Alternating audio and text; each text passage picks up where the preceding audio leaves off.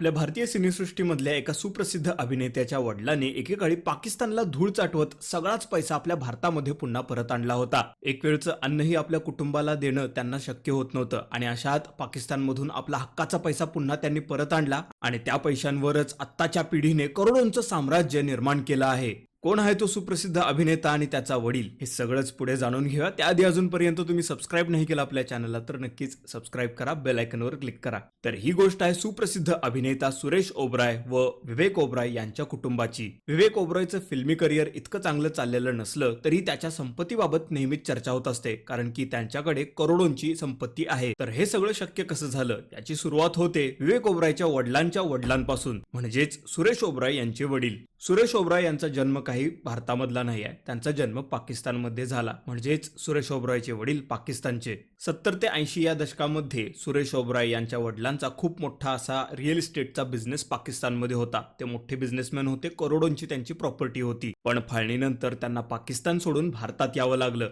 पण त्यांना त्यांची संपत्ती विकता आली नाही, पैसे काही मिळाले नाही.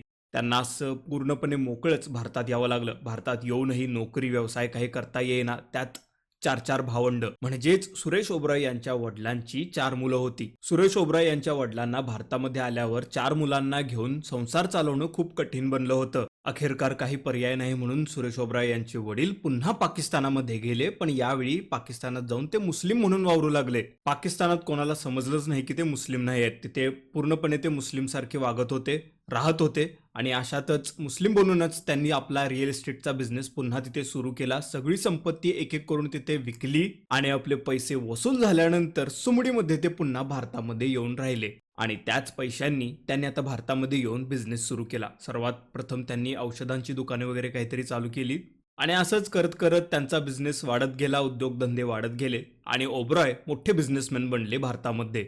आणि पुढे आता सुरेश ओबराय यांचे वडील पासून सुरेश ओबराय, त्यानंतर विवेक ओबराय, आपण बघतोयच की सध्या भारतामध्ये त्यांची पोझिशन कशी आहे. ओबराय श्रीमंतांच्या यादीमधलं एक मोठं नाव सध्या भारतामध्ये आहे. तर सुरेश ओबराय यांच्या वडिलांच्या या गनिमी काव्याबद्दल किंवा चाणक्य नीतीबद्दल तुम्हाला काय वाटतंय? तुम्ही सहमत आहात का? हे तुम्ही कमेंट बॉक्समध्ये नक्कीच कमेंट करून कळवू शकताय. नवीन असाल तर चॅनलला सबस्क्राईब करा. यापुढे क्राईम वगैरे किंवा आपल्या सेलिब्रिटी न्यूज यांसारखे खूप सारे व्हिडिओज या आपल्या चॅनलवर रेग्युलरली येणार आहेत. तर त्यासाठी कृपा करून सबस्क्राईब करा आणि व्हिडिओला लाईक करायचंही विसरू नका. धन्यवाद.